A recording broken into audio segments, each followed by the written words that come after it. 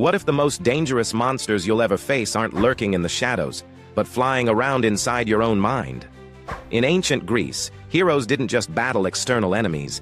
They confronted symbolic challenges that represented the deepest struggles of human existence. The myths told around fires and in amphitheaters weren't just entertainment. They were psychological roadmaps for navigating life's complexity. And no hero's journey illustrates this better than Hercules and his famous 12 labors. By the time Hercules reached his 6th labor, he'd already proven his incredible strength. He'd strangled the invincible Nemean lion with his bare hands. He'd defeated the regenerating Hydra. He'd captured the sacred Ceryneian hind and the monstrous Erymanthian boar. He'd even cleaned the filthy Augean stables in a single day by redirecting entire rivers.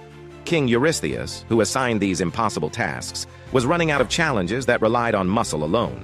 So the king sent Hercules to Lake Stymphalian, a remote marshland in Arcadia, with a deceptively simple mission: clear out a flock of birds. But these weren't ordinary birds.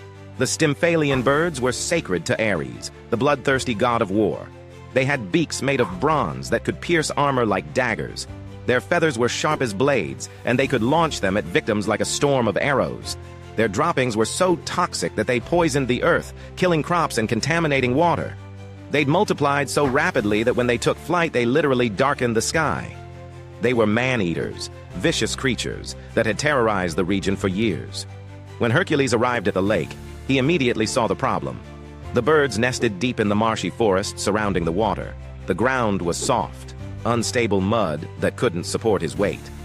Every time he tried to wade into the swamp, he sank deeper. The forest was so dense and tangled that he couldn't get a clear shot with his bow from the shore. He couldn't reach the birds, and they showed no sign of leaving their protected sanctuary. For the first time in his labors, Hercules felt truly stuck. His legendary strength meant nothing here. His weapons were useless. He paced the shoreline, growing more frustrated.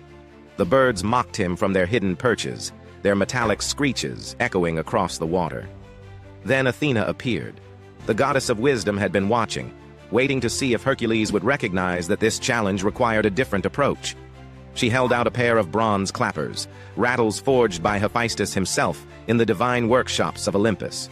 She told Hercules to climb the mountain overlooking the lake and shake them. Hercules trusted her wisdom. He climbed to a high vantage point, raised the bronze rattles above his head, and shook them with all his might.